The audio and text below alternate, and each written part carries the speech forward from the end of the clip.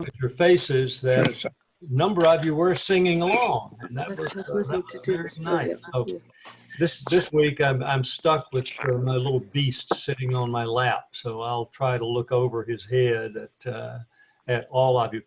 What I thought we would do this week, let's do two short seasonal songs that I think everybody knows. I want to be muted. So the first one, let's do a round of In the Good Old Summertime, and follow that one up very quickly with the best known verse of A Bicycle Built for Two.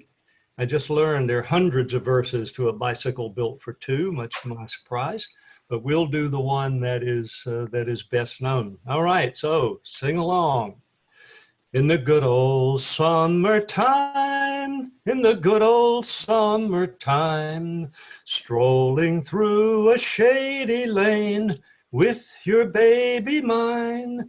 You hold her hand and she holds yours, and that's a very good sign that she's your tootsie wootsie in the good old summertime.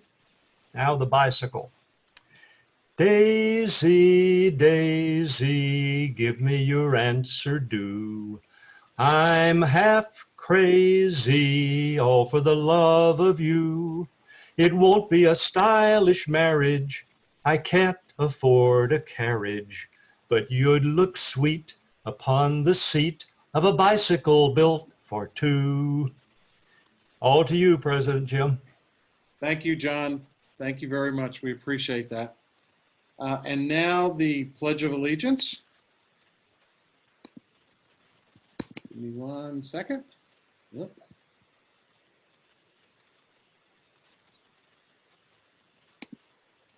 Give me 1 second, please. Having an issue.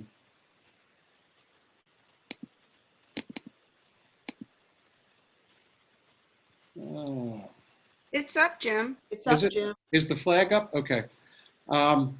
I pledge allegiance to the flag of the United States of America and to the republic for which it stands, one nation under God, indivisible, with liberty and justice for all.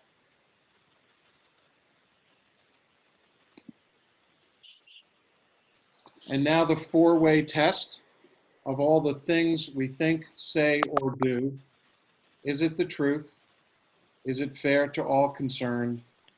Will it build goodwill and better friendships? And will it be beneficial to all concerned? And Bob, and will it be fun? Thank you, Bob. And now our visitation from Jeff Wells.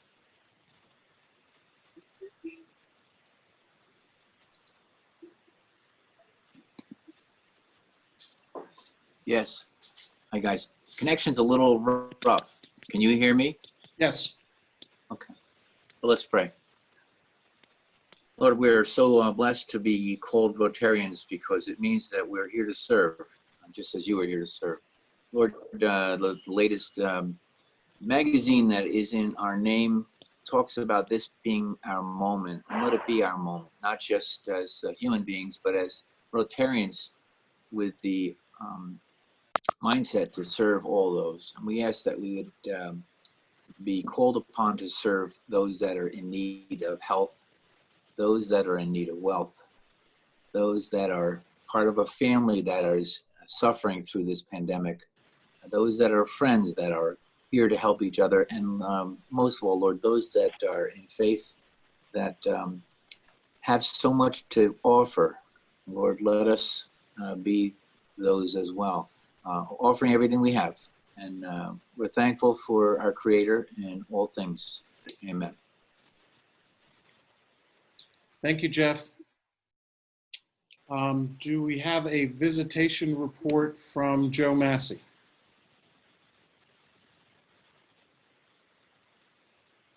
Okay, I think we'll pass on the visitation report. Jim, let me jump in there if I can. This is Chick. Sure, please do. Kay Kemper by Zoom and me in person visited with Bob and Earl Marie Latimer last Friday afternoon. We had a really nice visit. Bob is managing well. He's very comfortable. understood everything that was going on, but not very talkative back and so forth. In leaving the house, Earl Marie kind of said on the way out that, you know, it's really nice to get visitors and so forth. So any Rotarians who would have an interest, if they will reach back to me, I will give them Earl Marie's cell number. What you do is call and see how things are for the day and what's a good time to stop by and visit. They're sitting there in the house kind of really bored between the virus and his situation, and just go tell good old stories. It was great having Kay on that visit, I can assure you. And by the way, those who don't know, she has been elected rector of Old Dominion University's Board of Visitors. So that's Bob was the one that brought her in to Old Dominion. She excelled there, then went on to do her own company, and so it's real upbeat for him to realize that one of his proteges and a Rotarian is now ODU's rector. That's it. Chick, Bob is online watching you right now, so you can say hi to him. Good. Hey, Bob. Everybody else say hi to Bob. Hey, Bob. Hey, Bob. And he did say he really enjoys these Zoom meetings. Well, we enjoy having him here. And thanks for the update, Chick. Anyone else have any visitation reports they'd like to share? Okay, thanks. Let's move on to the introduction of guest, Sally Hartman. I don't think that's me.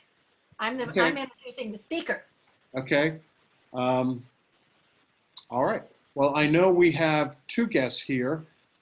We have Andrea Wood, who is the wife of our speaker, and one of Ross's colleagues joining us from Ethiopia.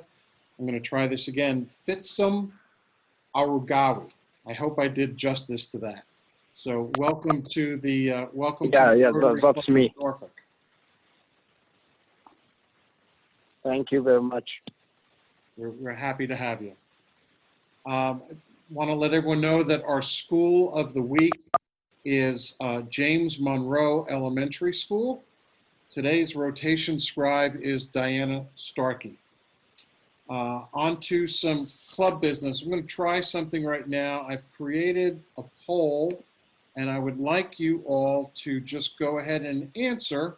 Your answers are anonymous, but it would just help us in our planning for upcoming meetings. So I think everyone should have a poll in front of them now.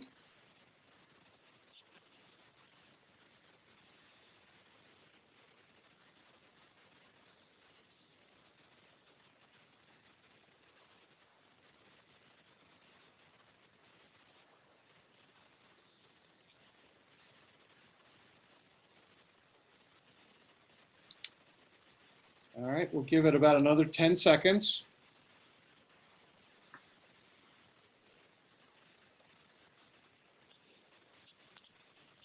I have a question, Jim. Yes. Is there any way to answer with caveats?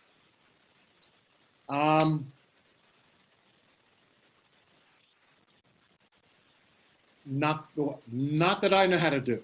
But you know what? If you have some caveats to that, feel free to touch base with me offline. Thank you. Okay. I think you're now looking at the poll results. About 57% of people said they are. 43 are they're not. And I would sort of agree with the question in that there's, this is not a black and white issue. There's a lot of gray in between here. So, but thank you for participating in that. Want to remind everyone that club invoices went out on July 1st. Please get those back to us as soon as possible. And also in your president's email that went out, I mentioned that there's a couple of District 76 seminars coming out that'll be in early August. If you're interested in either one of those, I would say either or both, but I believe they're both being held at the same time. But if you're interested in either one of those, you should have received your own personal email from the district. And I would love to share with you a link, but each link is actually specifically tailored to the recipient of the email.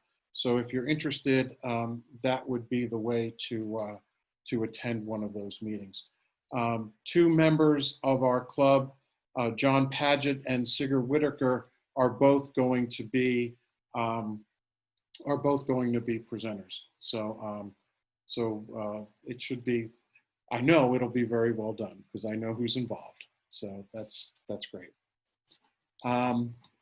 Let's move on to fines and happy bucks. Who has some good news to share?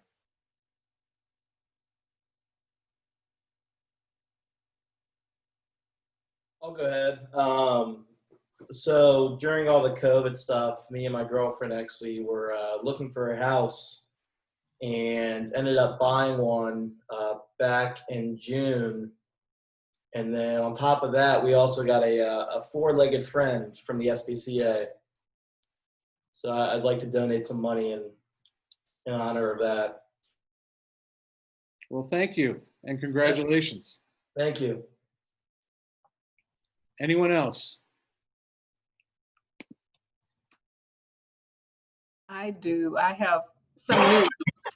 So I'm just thankful today that in light of everything that we are experiencing and have experienced these past several months, we are trying to continue to do the work of educating our youth and contributing to the economy here by providing training for jobs for many unemployed people. So I'm saying all that to say that I'm happy that we're starting to come back to work in some form over the next several weeks, and just looking forward to getting some things done on the benefit of the community, for the benefit of the community. So I have some money that I will either Zoom or Venmo or mail or something. I'll get it to you. Thank you, Marcia. Thank you. Thank you very much. Any other happy bucks?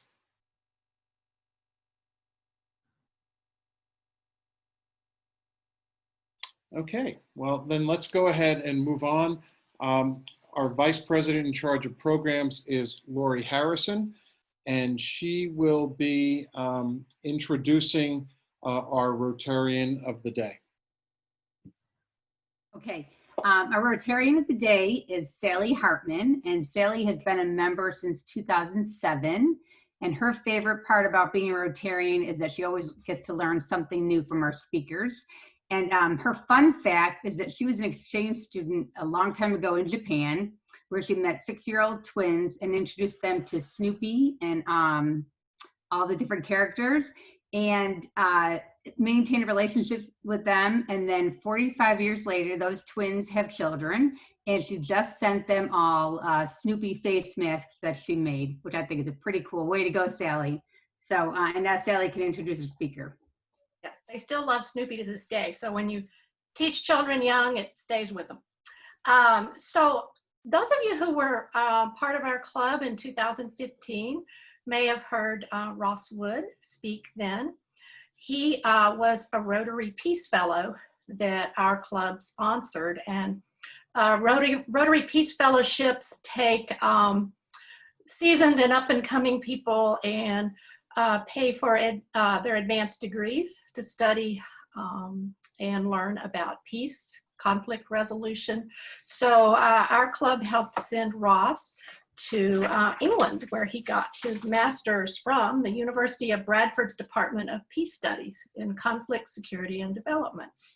So he is from Norfolk, graduated from Maury High, went to the University of Mary Washington, and I have to think Rotary must be really pleased because he's got the most peace-filled resume I have ever seen.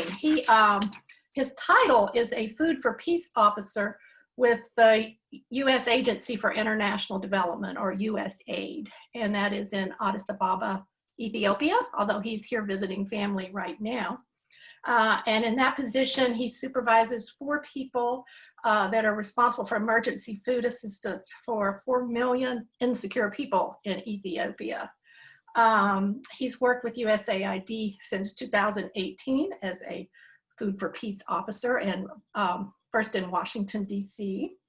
But going back to an internship, he had a peace building internship in Israel.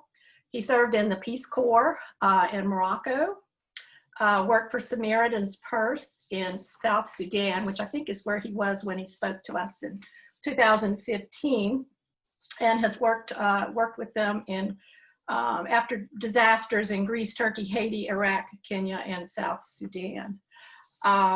Since we last saw Ross, he's had exciting new developments. He married Andrea, who's on here, and they have a son named Gideon. And I have a couple of fun facts for Ross. One is he speaks Moroccan Arabic. He climbed Mount Kilimanjaro in Tanzania in a snowstorm. He and Andrea like to go to auctions and acquire unusual furniture, and one of their acquisitions is a big coffee table with eagle legs of some sort. What else? Oh, he can hold his breath for 3 minutes, which is probably good because he seems to be an open water swimmer. So, Ross, take it away. And he'll introduce Fitsum. Hey, thanks very much, Sally, for that kind introduction.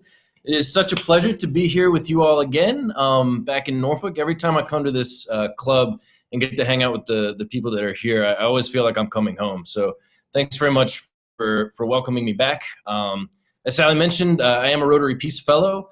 In 2015, I was at the University of Bradford getting a degree there. And since then, the experience as being a Peace Fellow has really launched me forward in a number of ways. One of which is, since 2018, I've been attached to Food for Peace's emergency food assistance portfolio for Ethiopia. So it's a very large portfolio where we support about 4 million people on average. That number goes up or down a little bit every year depending on need with emergency food assistance. And just for context, when we say emergency food assistance, really what I mean is people receive a monthly ration of food during times when they would be unable to support themselves with their own food resources. I also wanted to take a few moments and introduce a colleague and close friend named Fitsum Aragawi, who is currently in Addis Ababa right now. Fitsum, are you able to hear us?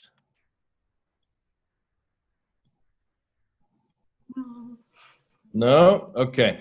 So Fitsum is in Addis right now, and they've been struggling with internet connectivity there for the past 3 weeks. So he might come in and out of the call. Hopefully he'll be able to join us later if he's able to resume. Yes. So having said that, I think that what we can do is take a few moments to talk about what we're going to talk about today. So the first thing that I'd like to do is just to kind of airdrop you into the Ethiopian context. I'll run through very quickly, rapidly, just an oversimplified, cursory history of Ethiopia, kind of from a political perspective. And Fitsum is actually an expert historian. He's got degrees in history, so maybe it's better for this part of the call that he's unable to hear us, because I'm sure that I will leave out key details that should be mentioned but can't for the sake of time. So once we talk about the history of Ethiopia a little bit, we can talk about some of the challenges that the country is currently facing, which are myriad and immense. As a nation, Ethiopia is facing some real struggles right now, both in terms of its political structures, but also in terms of just the everyday lives of its citizens. So having established some of those challenges, then we'll take a few moments to talk about what the United States government, through USAID or USAID, depending on how you want to say it, is doing in Ethiopia through our emergency food assistance team. And so that really, we'll go through that very quickly. And the reason I want to do that is to be able to establish kind of the country context for you. And then we'll take a few moments to talk about a couple of individuals in Addis Ababa, where my family and I live now for the past year, that I just have been inspired by and really consider to be extraordinary people. And we'll talk about a few of the ways in which Ethiopians who face such challenges are able to remain optimistic and are able to persevere during great challenges. And it occurs to me that as I'm talking, could I just get confirmation that you can hear me before I rattle on anymore? We hear you fine. Okay, great. Feel free to chime in with an amen or applause if anything really strikes you. We asked Vincent to try and unmute his mic, and then maybe he'll be able to talk with you. Okay, Fitsum, if you're able to unmute, just let me know. I'll send him a message as well. Okay, all right, thanks.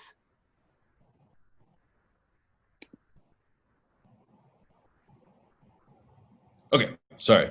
So what I'll do now, I remember if you were around for the talks that I did in 2015, I had a professor when I was in school that would always say, you have to start with maps and facts, maps and facts. So if you'll indulge me for a couple of moments, I will share my screen if I'm able to. Host disabled attendee screen sharing. Did I? Hold on. It's okay. Go ahead. Okay.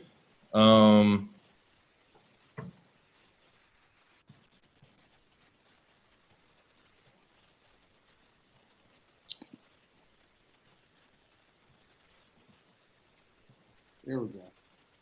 Okay, great. Are you able to see that? Yes, we are. Okay. Excuse me. Okay, so if we begin with this map, this kind of places you within Ethiopia. Ethiopia is a landlocked country. If you can see my cursor, I'm circling. Oh, sorry, I'm circling it right now. To the north, there's Djibouti. To the east, there's Somalia. There's Eritrea to the north, Djibouti right here, and then Somalia here.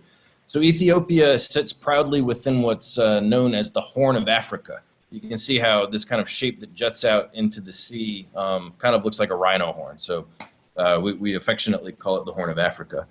There are about 110 million people that live within Ethiopia, the vast majority of whom are under the age of 30.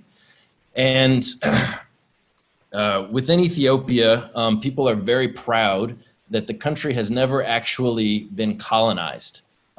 So unlike some of its neighbors, Ethiopia was never a colonized country, but it was occupied by the Italians during World War II. So that's important context to give you a sense of some of the pride that Ethiopians carry in terms of their autonomy and also their ability to persist in the face of significant challenges. Okay, so I promised you, based on that, a rapid history. So here's a map that outlines some of the, more minute details of Ethiopia's kind of geography and topography. We're not really concerned with this necessarily, but it's just for some context in case you're interested. But in terms of a rapid history, and please remember, I'm cutting corners here. This is just very fast. Some of you might remember the name Haile Selassie I, who was the emperor of Ethiopia from 1930 until 1974. So he had a 44-year reign that was characterized both by an attempt to bring modernity to the country. He built roads, he established factories within major cities, but also it was typified by the perception that the Emperor Haile Selassie and his courtesans lived an opulent lifestyle and extreme wealth, while the majority of the people throughout the country lived in extreme poverty. So if we fast forward to 1974, a military junta, like a military group called the Derg, deposed the Emperor Haile Selassie. The way that this was presented to the public was that the time of the opulent emperors was over and that the resources of the country would be returned to the people. But what in fact actually wound up happening is that the Derg for 17 years created an extremely difficult living environment characterized by atrocities and just horrible misdeeds on the people in order to preserve their political power. So this was a terrible time, a very dark time for the country. In 1991, another political group, it's called the EPRDF, was able to overthrow the Derg, in part because the Derg had been weakened by the huge famine that struck Ethiopia between 1984 and 1985. I'm sure many of us will remember kind of the Live Aid events and the huge amount of publicity that was captured around the famines that happened in Ethiopia, which were catastrophic. It's estimated that more than 1 million people likely died during those famines. Ross, this is Jim. Yes. Can I just interrupt for 1 second? Sure. Should we still be on the first slide? Because You should be on the second slide, which is a map of Ethiopia. Okay. I think we're all still on your initial slide. Oh, okay. You're There we on go. slide Okay. sorter. Yeah. Is that better? Yeah. Yep. That's better. Okay, great. Maybe I'll just leave it like this if that's easier. Well, Okay. it switched to the second one. Oh, great. Okay, perfect. Okay, in that case, here's the third slide. So this is to give you an image of the Emperor Haile Selassie. Just to give you on the left, Jim, can you just confirm that slide is Yes. up now? Mhm. Yep. Okay, great. On the left, this is him in his full kind of royal regalia. Very stately man. I think everyone considers him to have been a very imposing figure who carried himself with a gravitas that was extremely impressive. So when the Derg deposed him, there were 17 years of terrible instability, followed by, in 1991, a transition to a more quasi-democratic form of governance. But within that, since 1991, there have been a number of challenges that Ethiopia has faced within this new period. So there's been 3 prime ministers. One of them died in office. One of them stepped down in 2016. And now within office, you have Prime Minister Abiy Ahmed, who you might have heard of because he won the Nobel Peace Prize last year. So he's doing what he can to open the country up with modern reforms, but he's got a very difficult task ahead of him, in no small part due to the tumultuous history that's still in kind of the fabric of the country and its institutional memory. Okay, so as promised, that was a totally insufficient crash course in Ethiopian political history. And we'll pull this map back up just to give you a sense of kind of where the country sits in the region. So if we fast forward to present day, in addition to some of these challenges related to political structures that Ethiopia has, there are still a myriad number of physical challenges that the country faces. Historically, Ethiopia is prone to extreme weather events. So rainfall is highly erratic. It typically falls within short bursts of intense storms, which can lead to unpredictable unpredictable herd sizes for pastoralists, and then also unpredictable crop sizes for agriculturalists. Throughout the past 50 years, there's just been countless localized regional droughts in various areas around Ethiopia. And then in 2015, there was an enormous drought. It was a 50-year drought. It was devastating for the country. In a local language, it was dubbed the Sema drought. Sema means great equalizer. The idea being that before the drought, someone that had 50 camels standing next to someone that had 5 camels, both of them after the drought would have 0 camels. So everybody would be rendered equal as a result of the drought. So if climate concerns weren't enough, in 2018 and 2019, Ethiopia also had widespread intercommunal conflict. A lot of this was over rights to pasture, rights to water, the perception of political rights being infringed upon. But the intercommunal conflict was intense enough that it displaced a large number of people from their homes, and they had to shelter either with family elsewhere or within temporary transit sites. So unfortunately, in 2018, Ethiopia had the unfortunate designation of having more internal displacement within its country than any other country in the world. And on top of that, there have been a series of politically motivated protests recently within the last 3 weeks that have really called into question the stability of the new prime minister's government, which again is immensely challenging. Okay, and if all of that weren't enough, in addition to that, there are enormous swarms of desert locusts throughout East Africa, the biggest they've been in more than 50 years, that threaten to decimate forthcoming harvests for Ethiopia, which is incredibly concerning to everyone within the country because the locusts eat the greenery that animals, livestock would eat, as well as the crops that agriculturalists would grow themselves. So I'm painting a fairly grim picture, and it sounds pretty theoretical if all you have in front of you is a map and somebody just spewing facts at you. So what I wanted to do quickly is kind of airdrop you into a more real context, just to give you a sense of how calamitous this can actually be for the people that are living in Ethiopia. So what you're about to see now is a short video of a trip that Fitzim and I took to a desertous region called the Somali region of Ethiopia. And while we were on the road traveling between one site and another, we encountered one of these desert locust swarms. So I just wanted to give you a moment to kind of insert yourself into some of the calamitous issues that are facing Ethiopia. So I'll play this right now.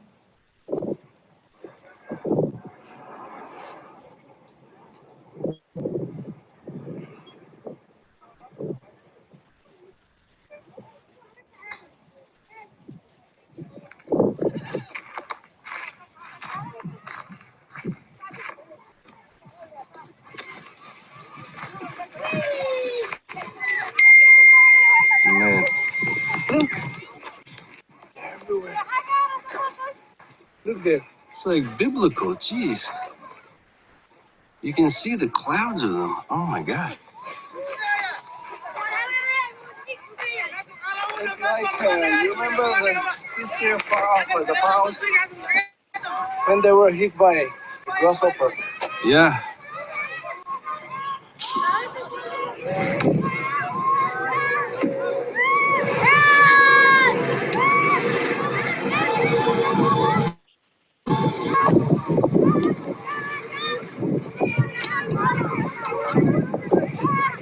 Another video. I'm gonna run off. Yeah, go ahead.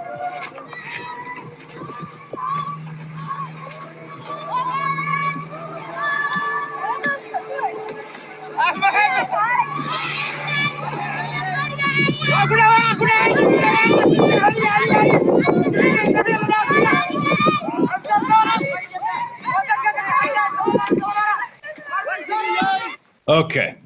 So if that doesn't seem intense to everyone on this call, I really don't know what would. It was just a surreal thing to be able to see this in action, having read so many various reports on desert locusts in the region.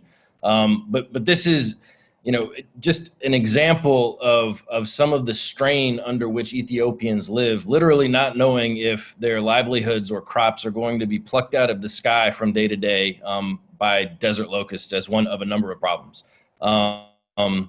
Okay, so if I have sufficiently painted a grim picture for some of the folks that require emergency food assistance in Ethiopia, we can take a couple of moments to discuss what USAID, through the emergency food assistance team, is doing to support people that are impacted by these issues.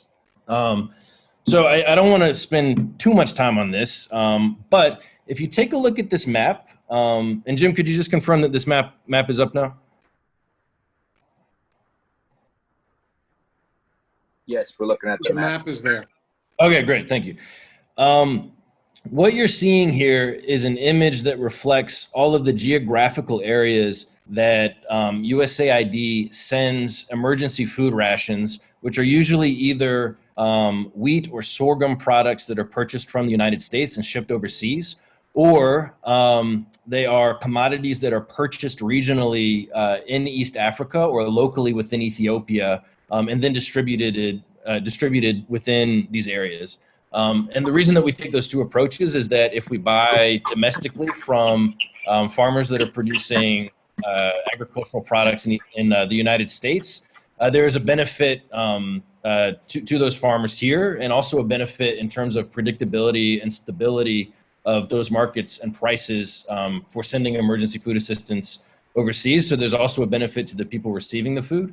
But then similarly, if we send the money overseas to be purchased regionally or locally, there's a benefit in trying to build up some of those markets overseas so that ultimately we might not have to send any assistance at all, because those markets would be robust enough to serve those communities without our intervening at all.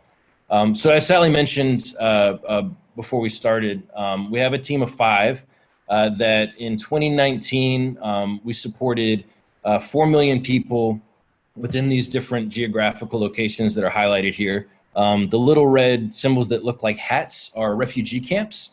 And we provided food for refugees from South Sudan, Somalia, Eritrea, and to a lesser extent, Sudan and Kenya, for about 700,000 people as well, as a portion of the total requirement for those people.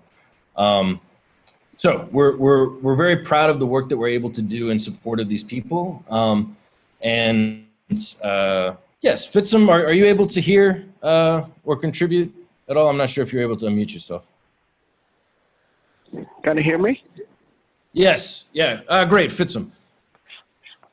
Oh, So okay. everyone, this is So, Fitsum Aragawi. He works as a refugee specialist with us, but also contributes to all of the food programming that we do. So Fitsum, first I just want to ask, did I get the historical context right? Did that go well? Yeah. That was a great flow, so it's perfect. Okay, thanks very much. So everyone, you heard it. It was a ringing endorsement from a historian. Okay,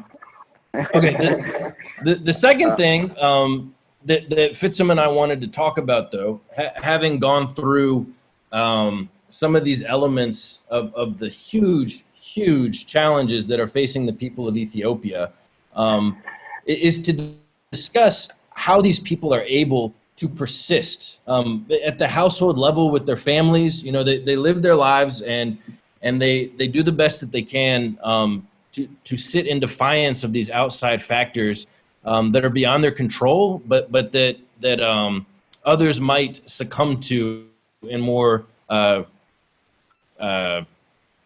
defeated ways.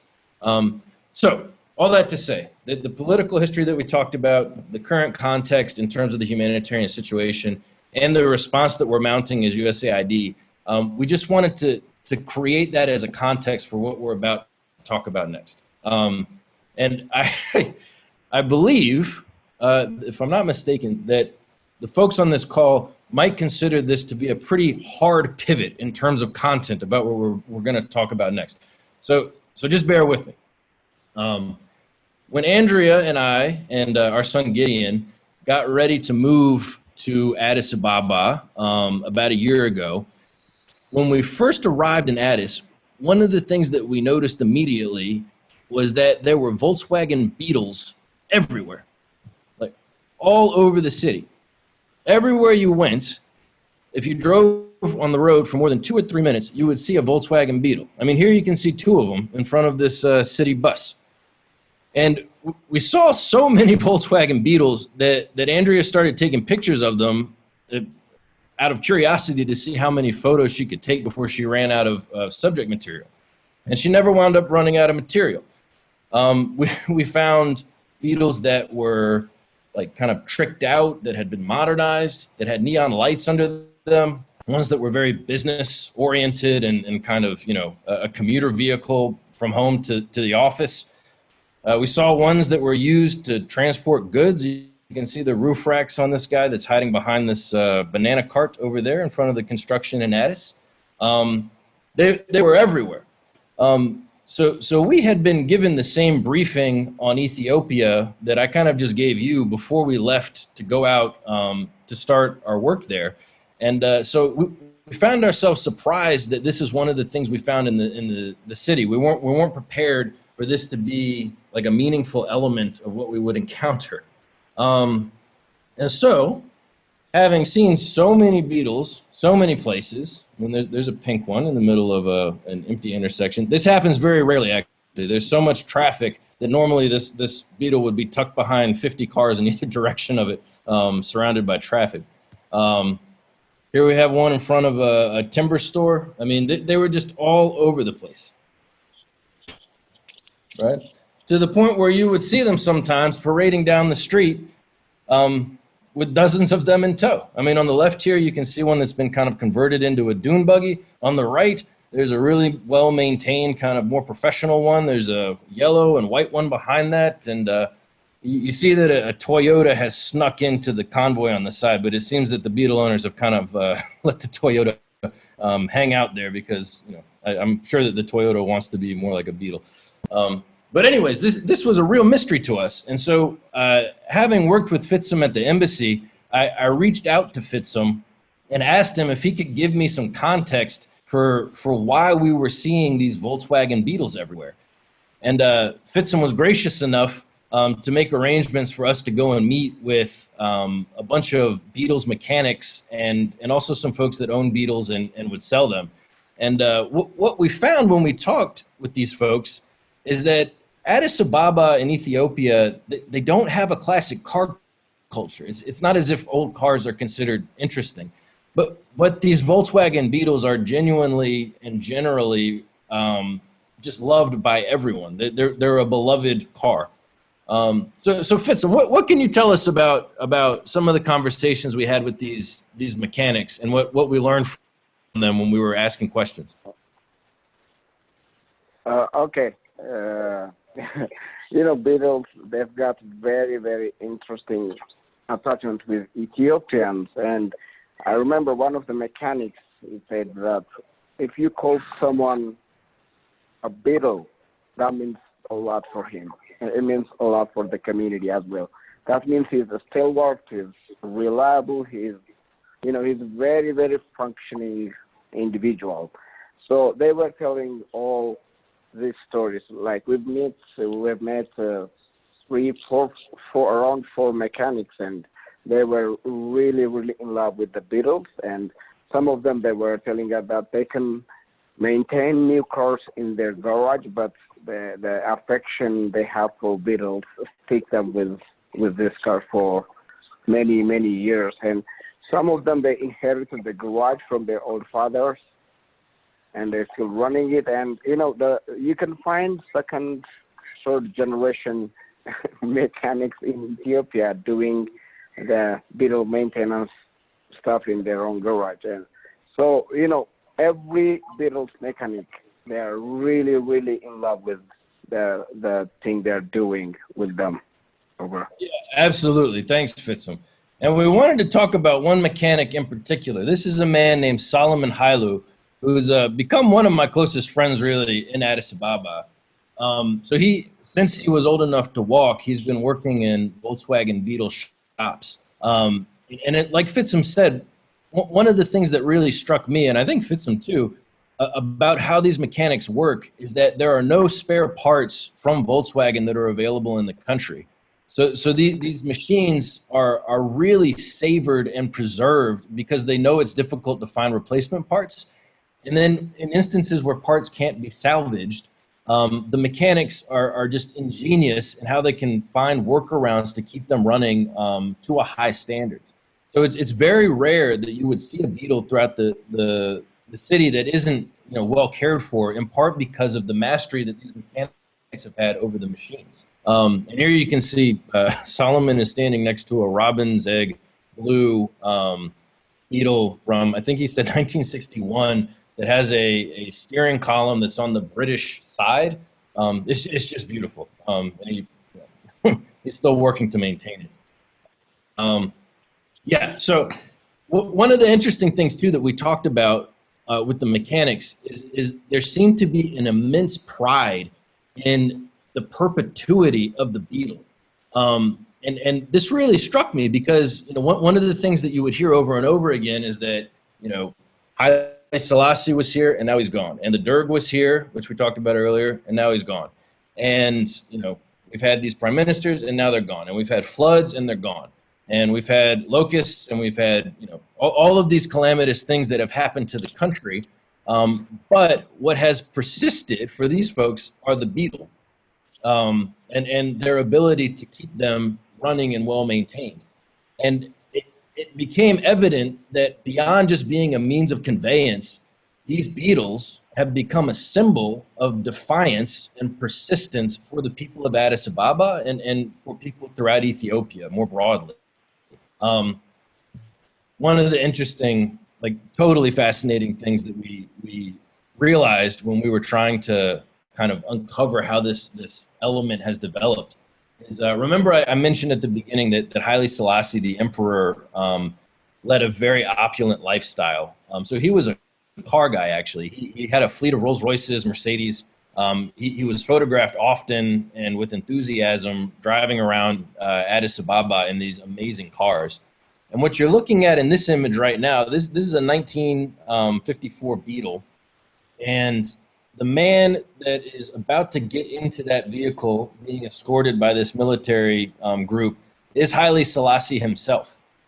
So when the emperor was deposed, the military junta, in order to humiliate him, essentially, instead of transporting him in one of his super wealthy, flashy vehicles, they took him from his palace to the holding facility in the Volkswagen Beetle that you see here.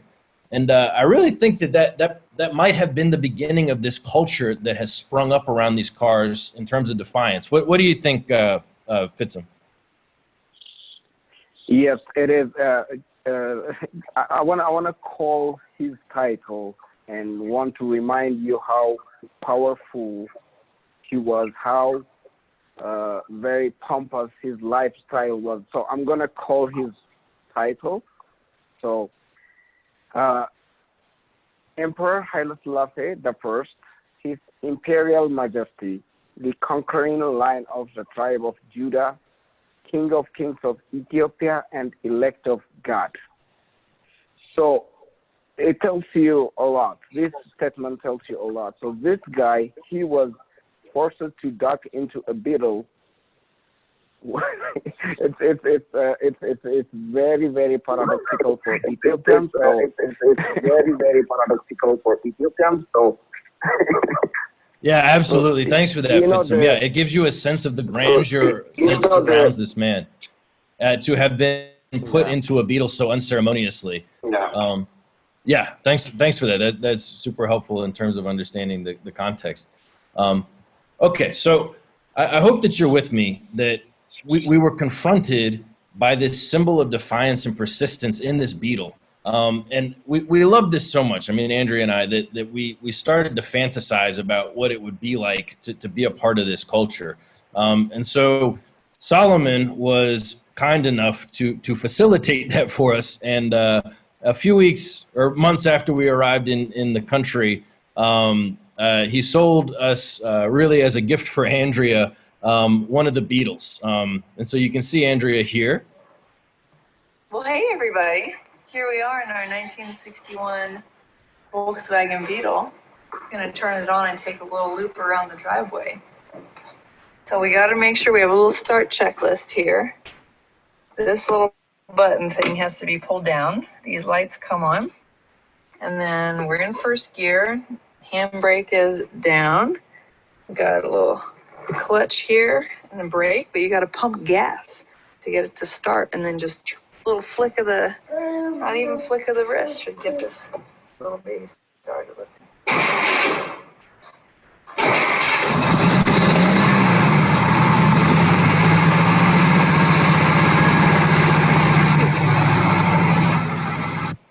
Yeah, Yeah, so you don't have to unmute yourselves, but could we please have a round of applause for my beautiful wife?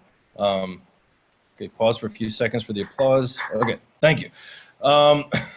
So we have absolutely loved driving around town in this Beetle. And I realize that we're running up against time, so I'll be very quick here. But I just want to mention that the embassy, so I work for the embassy, and as a diplomat, I'm able to import one vehicle during my tour of Ethiopia. So we imported a 2017 RAV4 that now has diplomatic license plates on it. And when we drive that car around Addis, people are not very nice to us. I get cut off a lot. People honk at me. You know, there's generally not a lot of smiles coming from other motorists or pedestrians when we're in that car. But conversely, when Andrea and I are driving around town in this Beetle, I mean, it's as if the clouds had lifted. People are nice to us. I mean, they wave us in. I mean, if it doesn't get up to speed very quickly, but people don't try to zip around us. This is a true story. I was actually stalled out going up a hill one time in Addis Ababa in front of a coffee shop. And I was struggling and getting kind of frustrated trying to put the car into gear. And somebody in the coffee shop ran up to me, gave me a small cup of coffee and smiled and gave me a thumbs up, kind of like you got this, you can do this. And I took the swallow of coffee, gave him the cup back, you know, popped it into gear, and then I went on my way. So that's just to give you a sense that when we're driving this vehicle around, somehow we're absorbed into the narrative of the city, and we are wrapped around, we are wrapped in the embrace of this symbol of defiance and persistence that's so important to people that are in the city. And so it's just a wonderful experience. And I feel that it's really given us an opportunity to experience Addis in Ethiopia and relationships with Ethiopians in a way that would not have otherwise been accessible to us. And this is a photo that I couldn't resist putting in. That's our son Gideon in his car seat and my mom when we came to visit. We took the family out for a spin in town. Okay, so with that, I'm going to stop sharing the screen and have a couple of concluding remarks. Let's see.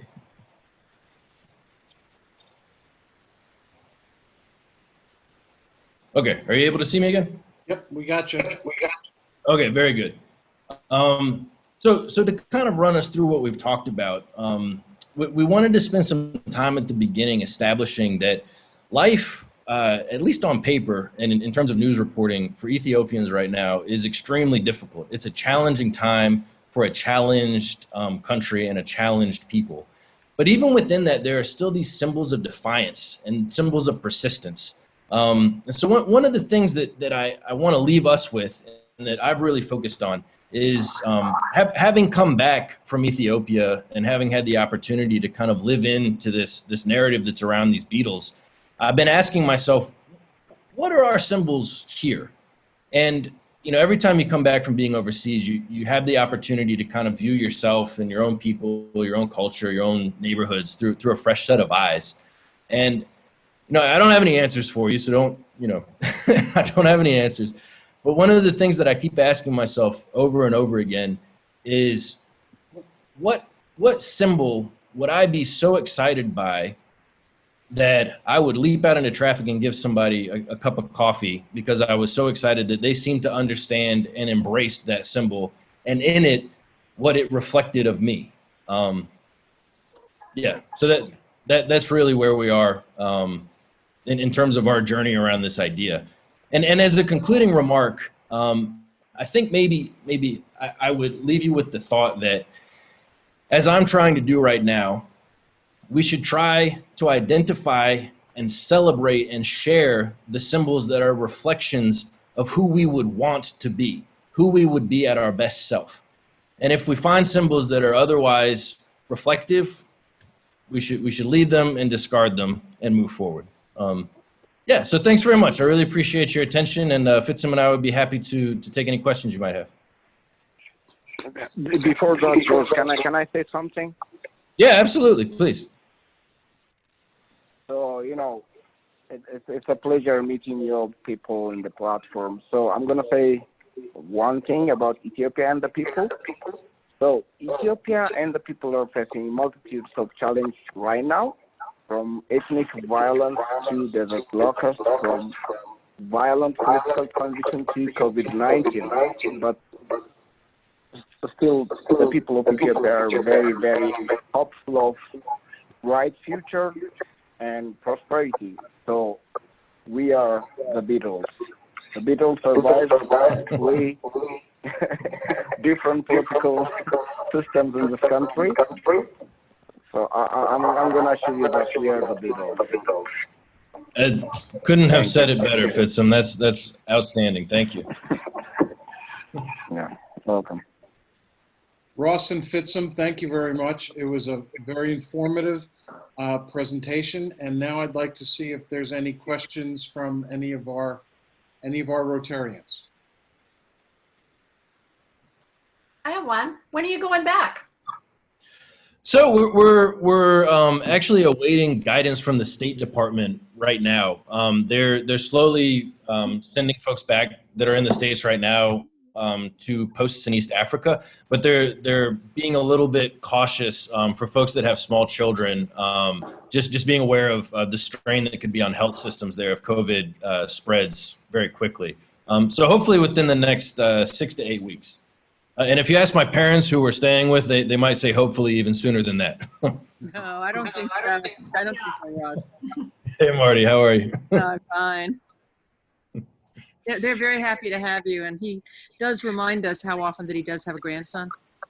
That's the real. I mean, the grandson is keeping us in. That's it. For sure, yeah. Ross, I have a question. Ross, I want to say what you feel that we should take from how we're living in contrast to Ethiopians. Hey, Winston. Hey, how are you? Nice to see you, Dr. Whitehurst. Yeah, I think that's an insightful question. The privileges that are afforded to us as a developed nation that has its own internal struggles, but does not fear the dangers of collapse or famine or whatever it is that a country like Ethiopia or its neighbors might. I think it's really important to recognize those privileges and also to ask ourselves, what opportunities do we have to work towards sustainable solutions that would allow those countries to have the same set of privileges that we do, and ultimately eliminate the need for us to intervene there with foreign assistance. Does that answer your question, Dr. Whitehurst? Yes, thank you. Thanks. Jim Sell. Yeah, Ross, I just want to say that my daughter, Catherine Sell Garcia, manages Feed the Future for USAID out of Washington. And excellent. I don't know if you know her or not. She travels to Ethiopia. Well, she hasn't gone for a couple of years, but she's going back and forth from there quite a few times and met some of the USAID people there. So it's a small world we live in. Yeah, absolutely. I wouldn't be surprised if we'd been on the same phone call at some point, but I'm not sure we've had the pleasure of meeting. But I'd love to connect with her at some point. Yeah. Thanks for that, Jim. Any other questions? Eleanor. Hi, I don't know if you had a chance to read my chat. A little bit longer than most, but we'd probably like to talk to you a little bit outside of this meeting because we are proposing a project for water, sanitation, and hygiene, and some education, and especially some education for young girls who are stuck between rocks and hard places. And sure. Not remembering that you were in Ethiopia, or maybe not knowing you were, we haven't reached out to you, but maybe we can do that if I can get some. Absolutely, yeah. I'd be very pleased to be supportive in whatever way I can. And that's an important initiative, especially in the areas in Gondar that you've identified. Yeah, so thanks for flagging that. I'll be happy to be in touch. I'm sure, Lori or Sally can connect us by email, I'm sure. I have another question, if that's okay. Do we have time, Jim? Yeah, we have time for probably one more. Just harking back, Ross, when you were with us the last time, can you give us an update of two things? One, what's going on in South Sudan, if you know. And two, for those of us who were there that day, you were so eloquent in talking about Toma. Can you give a little, for those who remember, a little update on her? Yeah, absolutely. I would love to. To start with Toma, she's doing really well. She's in school right now, and she's living with a really great family that are supportive of her. She has landed on her feet in Kenya, and man, it's been I guess 4 or 5 years now that she's been in pursuit of her dream of becoming a nurse. So I'd be happy to give a more detailed update with a few photos if that would be interesting. And Background on who she is for those. oh, sure, yeah. So for those of you that weren't around in 2015 when I spoke to the club last time, Toma is she was a member of the Nubian community in the Nuba Mountains that fled a series of bombings that the government of Sudan and Khartoum had to try to force ethnic minorities south into South Sudan. So I met her when I was working at the Yida refugee camp in South Sudan. She'd gone through a harrowing experience, walking long distances from the Nuba Mountains down into the camp, and had lost many of her family members in the process due to the bombings. So she had expressed interest in pursuing studies to gain some sort of competency in healthcare, in part because there had been no medical professionals available to her and the people that she was traveling with when they left the Nuba Mountains. So she showed a lot of aptitude with us at Samaritan's Purse, doing a few things here and there.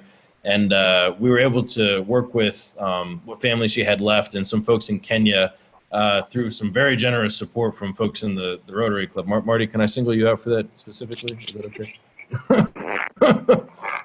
Marty was very generous to support her when she went from South Sudan over to Kenya.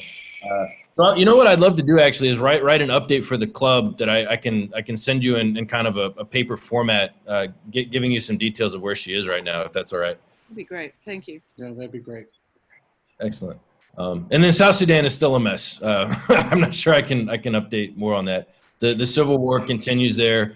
Yida refugee camp is still there. Well, one interesting update I might have though is I think I spoke to you all about Mr. Basherman as well the last time I spoke to the club. Does that ring a bell?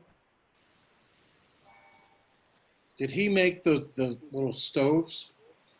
Yeah, the stoves. That's right. Yeah. Okay. So his business is still thriving. So just to, which is unfortunate that the camp is still there, but he's still doing well. So.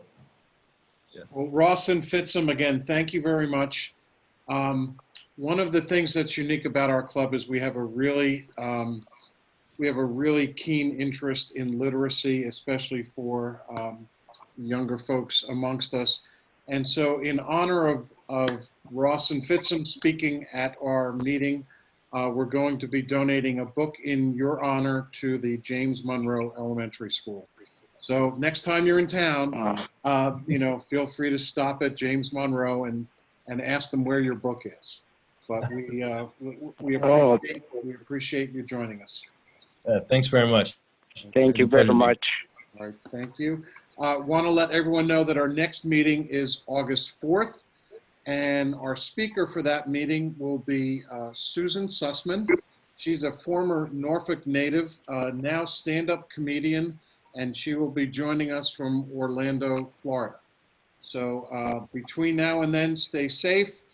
Don't be surprised if you get an email from us with perhaps a pop-up get-together. And in the meantime, stay cool, and we are adjourned. Thank you for joining us. Bye, everyone. Bye, everyone.